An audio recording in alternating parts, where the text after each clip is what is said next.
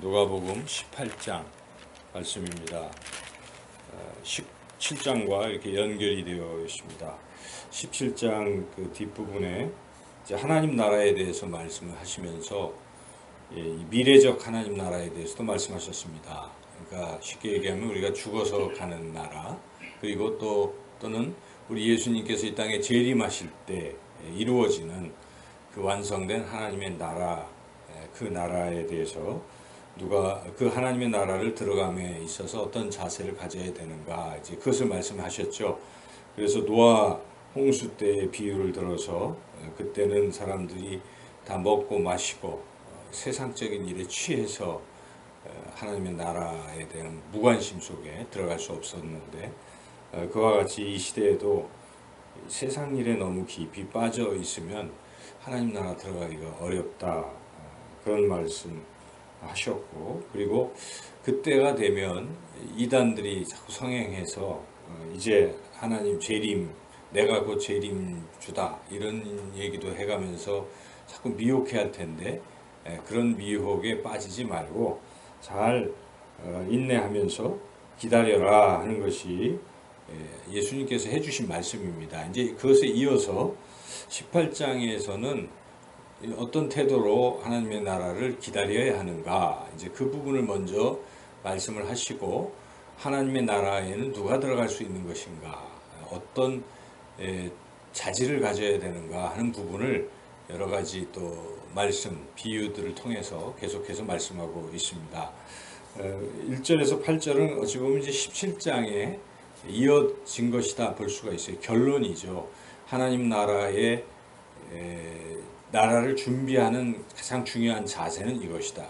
한마디로 말한다면 끈질기게 포기하지 않고 기도하는 것이 하나님 나라를 들어가는 재림을 기다리는 사람의 중요한 태도다 하는 것이죠. 이 재림이라는 것이 바로 이루어지지 않으니까 사람들이 지치고, 그래서 기대감이 사라지고 결국 포기하는 이런 일들이 있을 수가 있습니다. 그래서 우리 예수님께서 그러면 안 되고 끝까지 포기하지 말고 인내하면서 계속 기도하면서 기다려라, 이런 말씀을 주시는 것이죠. 그래서 그 비유가 여기 과부와 재판장 비유인데, 내용은 불의한 재판관일지라도 과부가 너무 귀찮을 정도로 끈질기게 자꾸 졸라대니까 할 수 없이 들어주는 그런 것이다. 그런데 하물며 하나님께서 택하신 하나님의 자녀들이 기도하는 것, 끈질기게 기도하는 것을 안 들어주시겠느냐. 그러므로 너희는 항상 포기하지 말고 끝까지 끈질기게 기도하면서 이 재림을 기다리라 하는 그런 말씀을 주시는 것이죠. 1절을 한번 읽어보겠습니다. 예수께서 그들에게 항상 기도하고 낙심하지 말아야 할 것을 비유로 말씀하여, 이 비유의 내용이 한마디로 요약을 하고 있죠. 누가는. 그러니까 우리 예수님께서는 우리가 포기하는 거 이거 별로 좋아하지 않습니다. 포기하지 말고 끈질기게 계속 기도하는 것입니다.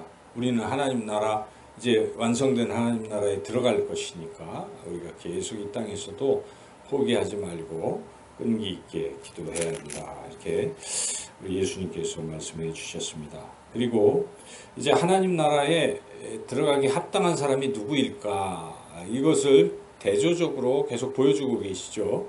그래서 9절에서 14절은 바리새인과 세리를 비교를 하고 있어요. 그래서 어떤 차이가 있을까 우리가 눈여겨봐야 되는데, 바리새인은 하나님 앞에서 겸손하지가 않은 것입니다.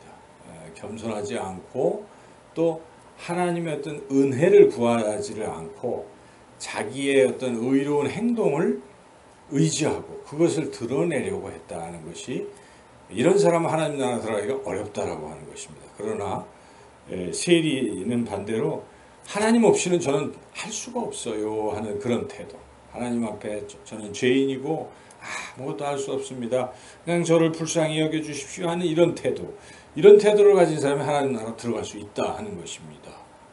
우리가 잘못 생각하면 뭐 열심히 봉사하고 많은 일을 하고 선행을 해서 우리가 떳떳하게 의롭게 당당하게 들어가는 것으로 생각하기 쉽지만 그렇지 않다는 것입니다. 그런 태도는 이미 교만하기 때문에 하나님 나라 백성이 아니라는 것입니다. 하나님 나라 백성의 특징은 참 겸손한 것이죠. 늘 하나님만 의지하고 신뢰하는 믿는 사람이 하나님 나라 백성인 것이죠. 그래서 여기 나온 대로 바리새인은 나는 하나님 정말 깨끗한 사람이고 또 더 그러니까 하나님 앞에서 교만하죠. 죄인이라는 생각도 없고 그리고 상대적으로 저쪽에 있는 세리보다 저는 뛰어납니다 하면서 또 세리에 대한 교만한 태도를 보이고 있습니다. 하나님은 이런 거 별로 좋아하지 않죠. 나는 막 금식했습니다. 11조 드렸습니다 하고 뻐기고 하나님 앞에 나 얼마나 잘합니까? 당당한 이런 태도를 물론 그게 나쁜 것은 아니에요. 그런 행위 자체는 훌륭한데 그런 행위를 한 후에 하나님 앞에서 너무 이렇게 생색내고 자랑하고 교만한 것 이미 우리가 앞서서 17장에서도 나는 무익한 종이라 나는 해야 할 일을 했습니다 하는 그런 종의 태도를 가지라고 주님 말씀하셨는데 지금 이 바리새인은 그렇지 못하고 상당히 교만해 보이죠. 그러나 세인은 하늘을 쳐다보지도 못하고 가슴을 치고 하나님 저를 불쌍히 여겨주십시오. 저는 죄인입니다. 이렇게 얘기를 했을 때 누가 더 의롭냐 하고 주님께서 자기를 높이는 사람은 낮아지고 낮추는 사람이 높아질 것이다. 이 태도는 이것은 뭘 말합니까? 겸손한 태도가 더 좋고 그런 태도를 가진 자들이 하나님 나라 들어갈 수 있다. 이제 그런 말씀을 하시는 것이죠. 이 얘기는 또 꼬리를 물어서 어린아이들을 또 여기다 이제 말씀하시는 것입니다. 어린아이를 이제 놓고 어린아이와 같아야 하나님 나라 들어갈 수 있다 하는 것입니다. 한번 읽어볼까요? 17절 내가 진실로 너에게 이르노니 누구든지 하나님의 나라를 어린아이와 같이 받아들이지 않는 자는 결단코 거기 들어가지 못하리라 하시니라. 이 중요한 자세는 하나님의 나라에 대해서 의심하고 뭐 이렇게 저렇게 잘 받아들이지 않는 어른들이 아니라 그냥 순진한 어린아이들의 특징은 말씀하면 그냥 받아들이잖아요. 그냥 믿는 것이죠. 이런 신뢰하는 것이죠. 전적으로 어린아이는 부모를 절대적으로 신뢰합니다. 그렇죠? 부모님이 말씀하시면 그냥 다 그렇습니다 하고 그걸 다 믿잖아요.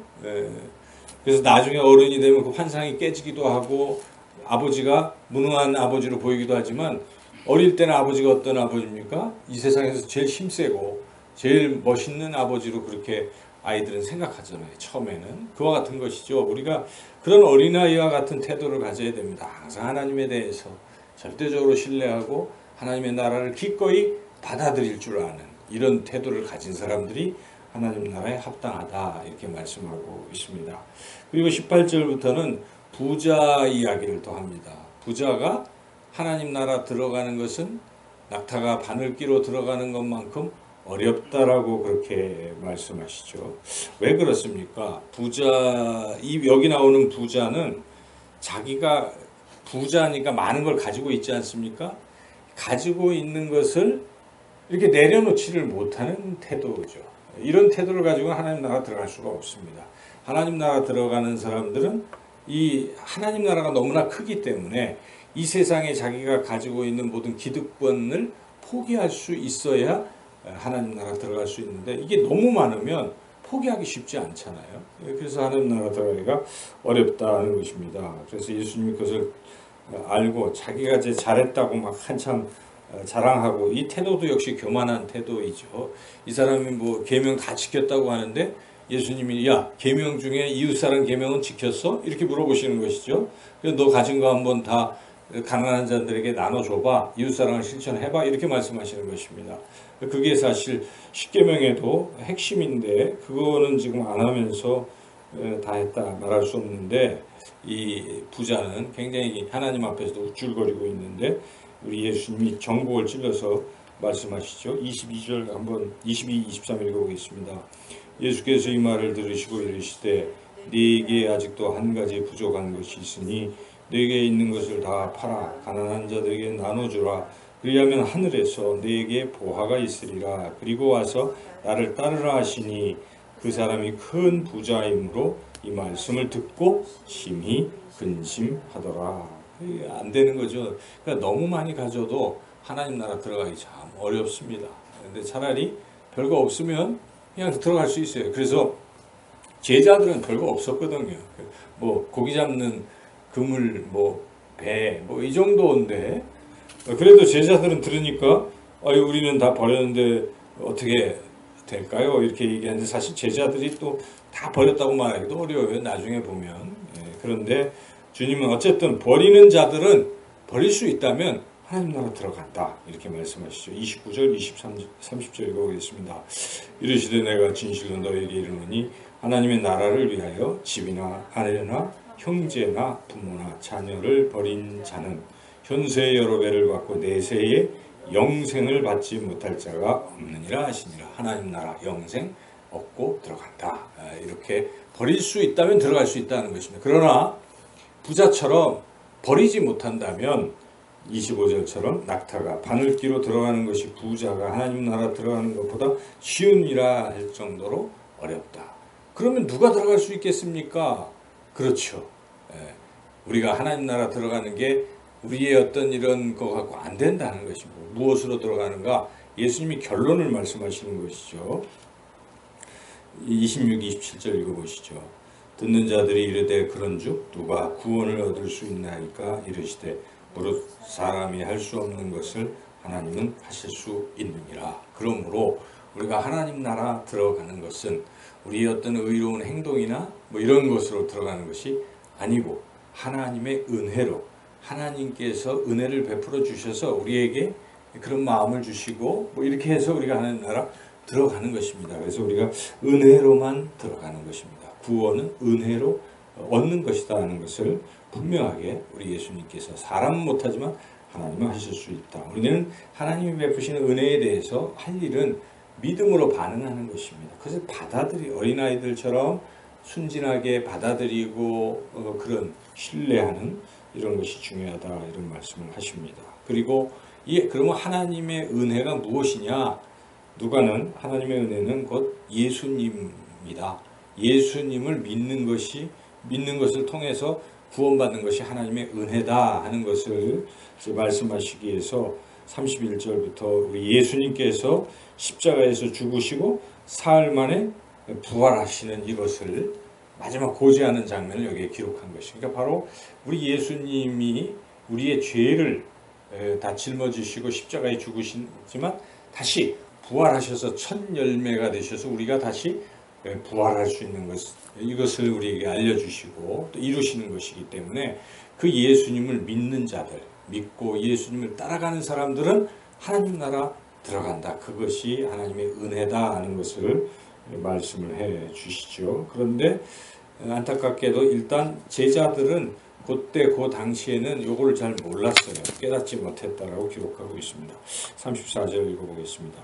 제자들이 이것을 하나도 깨닫지 못하였으니 그 말씀이 감추었으므로 그들이 그 이르신 바를 알지 못하였더라. 이렇게 아직은 깨닫지 못하고 있는 것이 나중에 예수님이 부활하시고 또 이럴 때 깨닫게 되고 성령 받고 나서 이제 알고 그렇게 됐죠. 근데 그때 당시 몰랐어요. 그런데 대조적으로 이거를 깨닫는 사람이 있었다는 것입니다. 제자도 아니었는데. 그래서 여기에 여리고 맹인 이야기가 이어지고 있습니다. 35절에서 43절에 보면은 여리고 맹인은 눈이 안 보이잖아요. 아무것도 보지 못하는 사람인데 예수님이 오시는 것을 듣고 반응을 하잖아요. 그래서 나를 불쌍히 여기소서 예수님이 구원자이신지를 지금 영적 눈으로 본 것입니다. 이것이 중요하다는 것입니다. 예수님께서 우리의 구원자 되심을 확실히 볼 수 있는 영적 눈을 가진 사람들이 천국에 들어갈 수 있다는 것을 말씀하고 있습니다. 여기 맹인이 뭐라고 합니까? 38절에 보니까 맹인이 외쳐 이르되 다윗의 자손 예수여 나를 불쌍히 여기소서.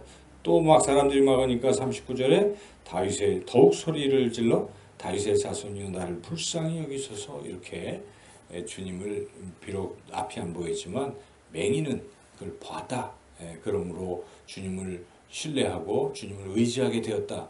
그래서 그는 눈이 뜨고 구원을 받게 되었다. 그리고 그 이후 그래서 42절에 바로 그런 믿음이 중요하다는 것을 말씀하시죠. 읽어보시죠. 예수께서 그에게 이르시되 보라 네 믿음이 너를 구원하였느니라 이렇게 말씀하셨죠. 그리고 그는 곧 보게 되어 예수를 따르게 되었다. 이제 비록 맹인이지만 그가 진정한 제자다 하는 것을 여기에 보여주시는 것이죠. 그래서 전체적으로 누가 구원을 받을 수 있는 것인가, 세상 사람들이 생각하는 것과는 다르다는 것입니다. 그러니까 어찌 보면 역전과 같은 것입니다. 세상 사람들은 부자가 축복받아서 부자가 되었으니까 하나님 나라 들어가겠지? 이런 생각들을 하는데 아니잖아요. 지난주 말씀에, 비유 말씀에 그 부자가 들어간 게 아니라 거지 나사로가 하나님의 나라에 들어가는 거예요. 그 역전이 일어나잖아요. 그리고 어른들처럼 뭘 똑똑하고 많이 공부한 사람들이 하나님에 들어갈 것 같은데 아니잖아요.